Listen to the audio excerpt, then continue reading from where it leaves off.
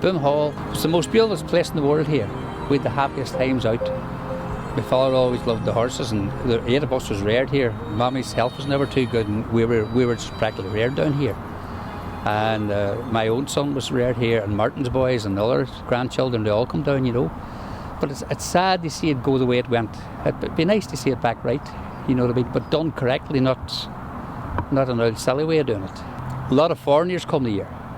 Chinese, Americans, Polish, all that, they all come down here now. I would love to see the house restored nice again and used properly. Stable yard, put back the way it was. Let the young ones see what the past was like. First time I seen Boomhall, I was just a young child, 6 years of age. My father worked here, like, you know, at some late 40s, and it finished in 1952, I think, to be honest. I worked for the Wrens. The Wrens were stationed here at the time, the Second World War. He was a gardener here. Himself and a man called Willie John Porter did the gardens. Plus the fact he looked after the boiler of the house itself. The place itself, out the front there, you could have looked out them windows and you'd have seen the foil there. It's brilliant. But I know of it, the house was sold to McDuffit's, and they came in and lived in it, you know. And there were people that lived beside us was Kerrys. And they're a big family us, like. And the woman Kerry used to take us down here on a Sunday for picnics. And we had our bit stuff with us there, like, to make tea and sandwiches. And when they got the water out of King James's well to make the tea. Where was that? That's at the back of the Boomhall here, above the shore there, just so it is. I think it's an awful disgrace, you know, that it went so long as that there, like, and nothing been done about it. A house like that there, like, it's a mortal sin, to be honest. Well, I first became accustomed with Boomhall when I was still at school. I heard from my cousin of mine that there was a job down there for summer holidays picking gooseberries. The house at that time, it was a house that was still in good condition, although the grounds and everywhere around it was fairly dilapidated. The walled garden was basically overgrown, but there remained in the walled garden fruit trees, pear trees, there was gooseberries, obviously that's why I was there, and there was rhubarb, plus they had a big greenhouse which contained the most loveliest black grapes you could ever taste. We picked gooseberries in baskets which contained about a stone. That's £14, an old money as they say, but I got 1 shilling for that, for a stone of gooseberries. They were delivered apparently up to fruit shops up on Bishop Street, and from there they were sold. The house itself was a fairly big entrance hall into it. What I remember was there was large paving stones in the main hall. Downstairs, the Wrens had had taken over the house during the war years, and downstairs it seemed to have been fixed up. There was beds and things like that, bedrooms downstairs, which maybe were made up for the Wrens when they were there. It's the most beautiful place. The people don't realise what they have. You know, they just, at their own doorstep, it is, you know, it's just it's me being silly, it's home to us boys, and it's just like paradise. You know, once you come down there, you've peace, and you've all the animals around you, the birds and all singing in the morning. It's beautiful. And that when the spring comes, the mare's full and the cow's calving, you couldn't beat it. You know, that's the way I see it. The yard was one of the best yards in this part of the country. This was one of the best yards. The stables in there was unbelievable. And my father cut the hay with a scythe, and he cut every bit of hay, and we carried it in the donkey and cart, and we packed the lofts with the hay for the winter time. Yep, and we grew in the garden. My father and two brothers dug it with spades, and then a man drilled it up for us, and we put the spuds and the cabbage in with the seaweed, and we grew all the stuff for that there, and that fed the animals, and we took it for the house too, the stuff as well. 2.2 acres of walled garden there, and we dug it all with spades, and we were glad to see the finish of getting dug, I'll tell you. And then the next job was putting all the seaweed in. We brought up my foil with a donkey and cart, and we filled the drills, and we put the carrots in, the cabbage, the turnips, and the whole lot. The sweet cabbage that grew on there was a stone weight for the seaweed, and we fed on the seaweed too, you know. But it'd be lovely to see it all back. It'd be nice for all the community, from, you know, Waterside, Derry, Craigan, Irish State, a lot. It'd be beautiful to come and say, you know, this is the past and this is the way it should be. Because you need things like that, I think. We're interested in the Williamite Wars. We're interested in the Jacobite defences here at Boomhall. We know that they were here from a map that was done in 1694 by a guy called Neville. And it shows a whole series of fortifications. So what we're trying to do here is find the fortifications that were marked on Neville's map. We've been here, this is our third time. First time we were here was in 2013. We did very small scale excavation at that time.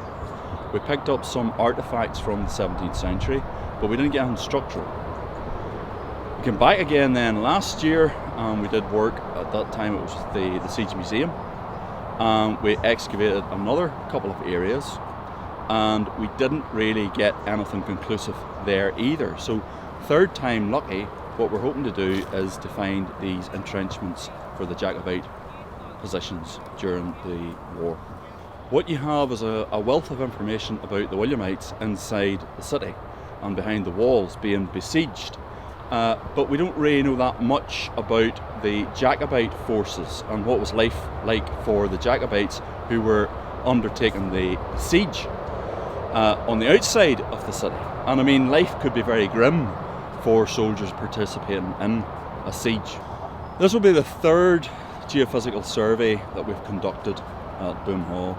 So we're picking off another area of the landscape that we want to now investigate.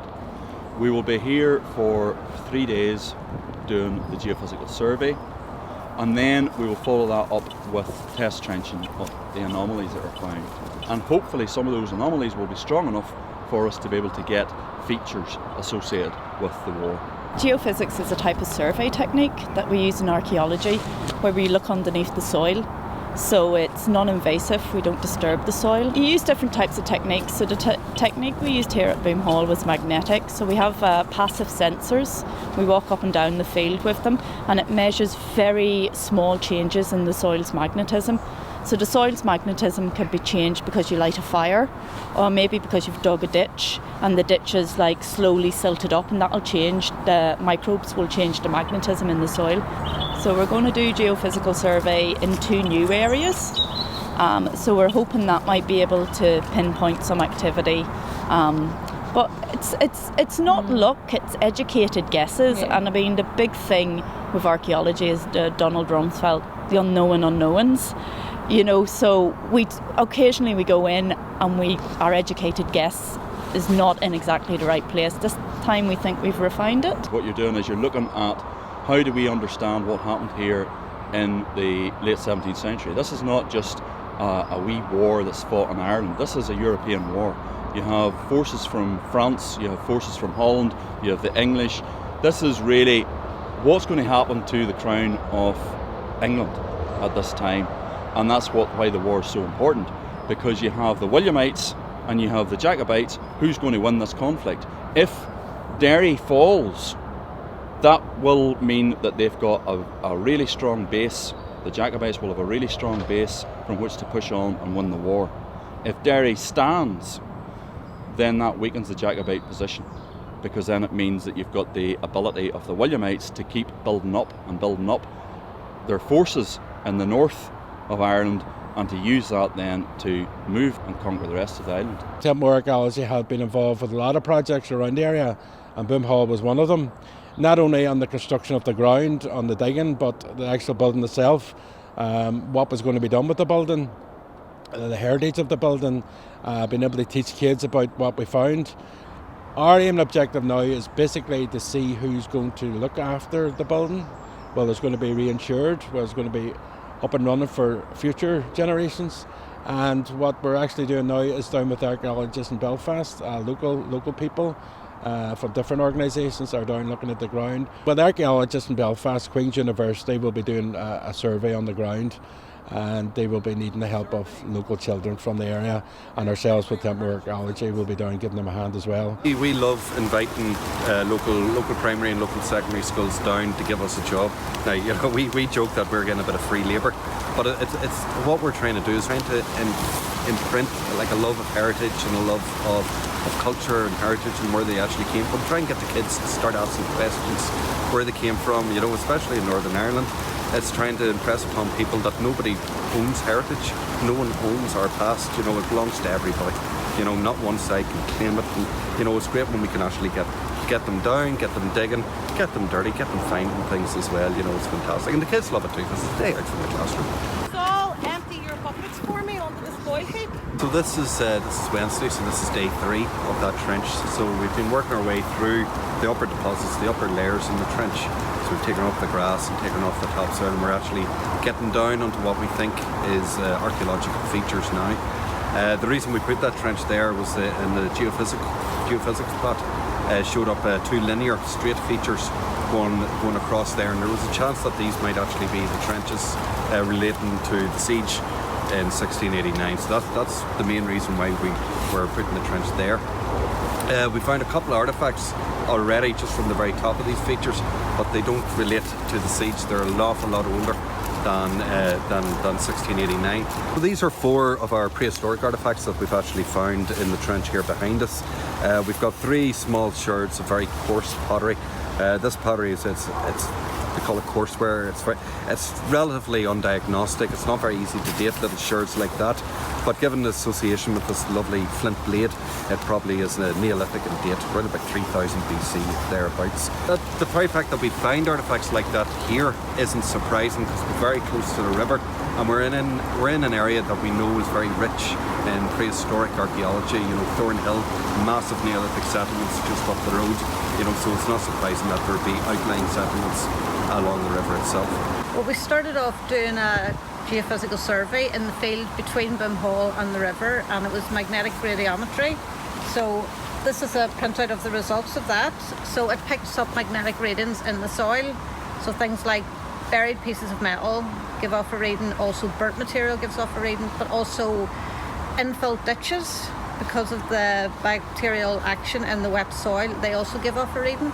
So our geophysicist highlighted a number of anomalies on the results that she thought would be of interest. No, you've just used the word anomaly. What does that mean? It just means the variations in the magnetism that come up as a reading on the printout, and she's able to highlight ones that she thinks could be archaeological features.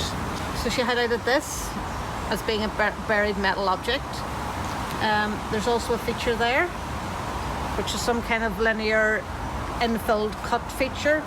And also, if you see there's 2 parallel features there, and another little feature there, which she's thinking it might have been an 18th century path to do with the landscaping around the house. Her eye is kind of trained to see things differently from a normal archaeologist, so she kind of sees patterns and things and highlights things that she thinks are of interest.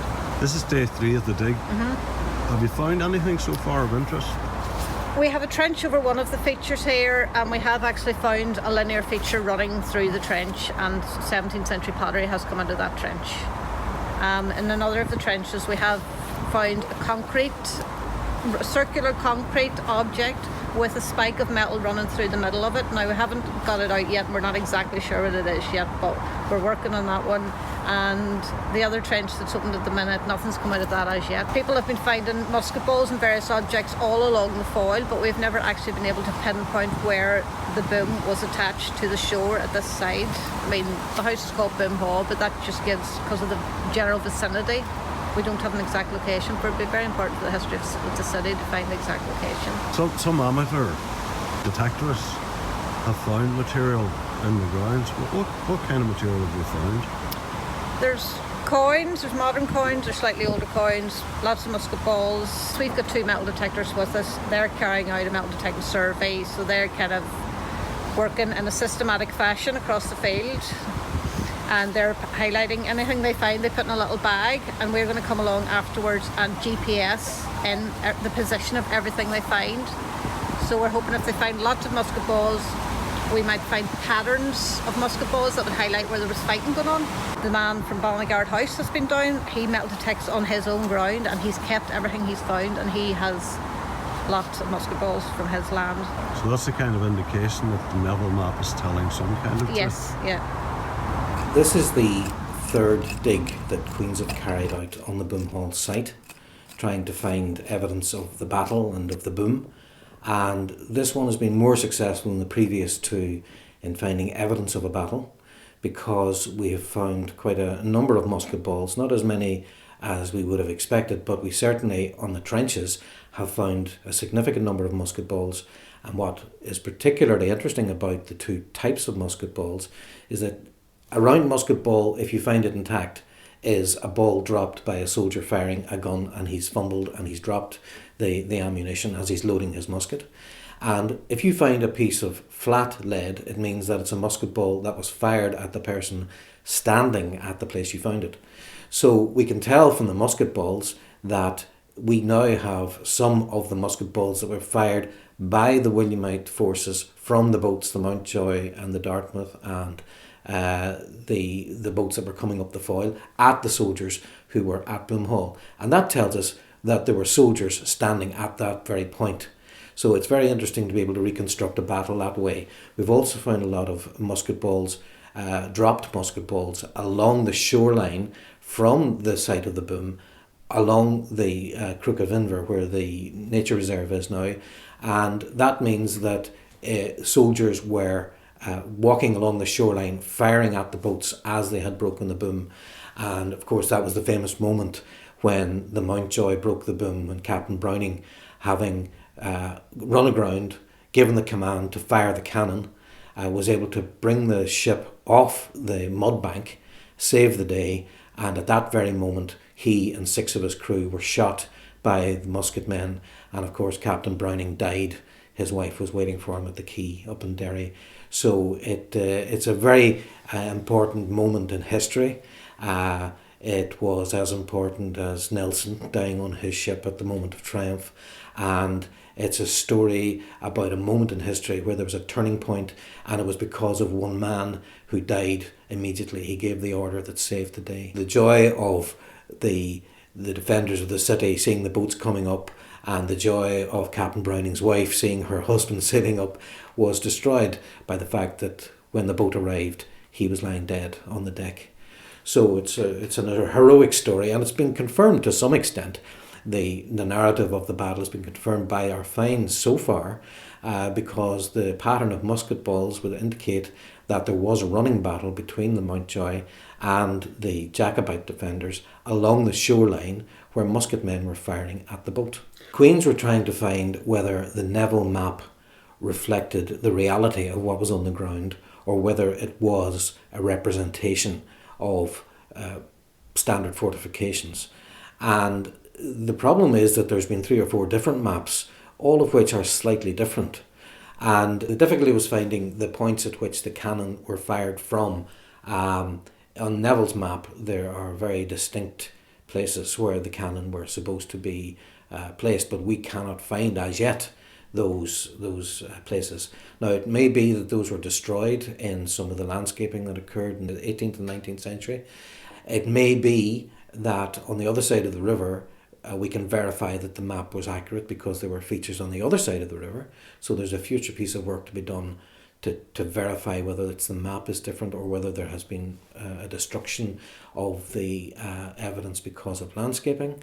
But what is very interesting is that the map shows trenches, and we have discovered a trench, but to our surprise, it appears to be a Neolithic trench. The Neolithic period was from 4000 BC to 2500 BC, so it could be up to 6000 years old. And in that trench, we have found flint, which would indicate early Neolithic inhabitants, where they would have used the flint to skin animals, etc. So in many senses that makes the site doubly important. Well, the site clearly has a Neolithic aspect to it, which was never known before. And it would tally with what has been found in Thornhill, what has been found in Enoch Loch across the river directly from it. And it makes sense that in Neolithic times, rivers were the highways of their day, and people settled around the rivers and used the rivers like we would use a motorway today. And if you were going to find anything Neolithic, the ideal place to find it is going to be on a narrow point of the River Foyle, where people can catch salmon and where they can get their boats easily onto the river to navigate all around the coast. So there appears now to be evidence emerging of a series of Neolithic settlements, which Boomhall would be part of. And there was a previous excavation, not done by Queen's, but by an archaeology firm for a private company, and they discovered what they believed to be a roundhouse very near the Foyle Hospice as well. That didn't form part of this investigation, that's another day's work, but certainly there is evidence of Neolithic settlement at this site. And our intention is to keep that site as pristine as possible, because it's unveiling new stories every day. One of which, as a great matter of interest, is we found in the excavations in one pit, we found a 1920s German round of ammunition. Now that raises an amazing question about whether there were people using German guns for practice down at Boomhall, and that's for another day. But it certainly is a new question that we were not expecting to have to ask ourselves about that Boomhall site. There were many interesting little artefacts found down there, one of which was a lead seal with a fleur-de-lis on it. Now, a lead seal would have been, a soldier would have received his orders with a lead seal on it. And because there's a fleur-de-lis on it, it means it's certainly from the French army.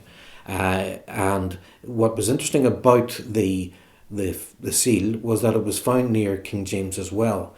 There is a well at Boomhall called King James's Well on the maps for centuries, and it was the place where King James was reputedly garrisoned when he came to visit the Boom. There was also, intriguingly, previously a piece of French pottery found, 17th century pottery found very close to where that French seal was found.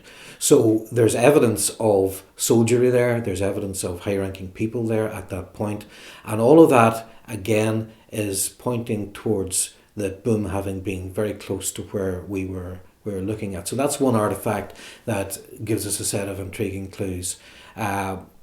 Also found in the orchard was a number of implements that we believe could have been used, and we're only speculating at this stage, could have been used for the actual construction of the Boom.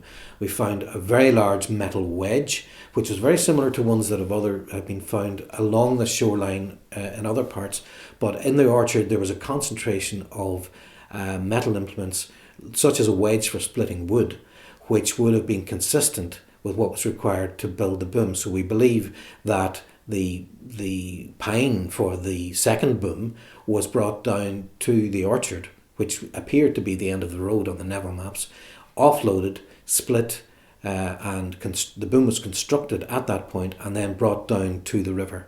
So again, another story appears to be unfolding. And what's interesting about where we found the wedges is that that was the site of a previous find of an actual musket. Not the musket ball, the actual musket that fired the balls. So all of that indicates that we need to do a little bit more investigation there, because we believe there's a story to be told about the orchard. We believe that a garrison may have been there to have put it out of harm's way of any cannon fire from a boat, from the foil. So it may be that the soldiers, be evidence of soldiers actually garrisoned up at that point. The Boomhall site, the whole site of Derry, was very strategically important because King James had fled England when William arrived, and he'd gone to France. He'd returned to Ireland to make a stand in Ireland. He then intended to go across to Scotland if he was able to secure Ireland. Now, to secure the north of Ireland, you have to secure Derry. Derry was built, the walls of Derry were built where they were precisely because any person who wants to hold the north must hold the foil. Because if you have an army anywhere around Mid-Ulster, you could be outflanked by an army sailing in behind you in the foil. So Derry was built for war. The location of Derry itself was all about holding the north of Ireland. And what was strategically important for James was that he had to hold the north of Ireland as a stepping stone to Scotland, apart from everything else. And to do that, he had to hold Derry. So when his army was rebuffed from Derry and when they were locked out, this was a very serious situation. This was the first time that James was actually going to stand up against the Williamite army. He had fled England. Ireland was the place he was making a stand, and Derry was the first place it was really going to happen. So what was strategically important is that when he lost Derry, he couldn't hold the north. He then had to flee down through past Enniskillen and down to the Boyne, where there was going to be a stand against William, but it was never going to be won by James because he could never hold a river. He could be outflanked on any river, and he was outflanked. That's why he lost the Battle of the Boyne. And from that, it was all over, because Boomhall was really the end of kings. That's really what it was. After that, you had the Bill of Rights established in the British Constitution, and that brought in a whole modern era of government where kings were not in charge. Parliament was, from that point forward, sovereign. The king was no longer sovereign. The divine right of kings was dead as a doornail after Boomhall. And it boils down to the heroic efforts of a small number of people whose musket balls fired we found at Boomhall.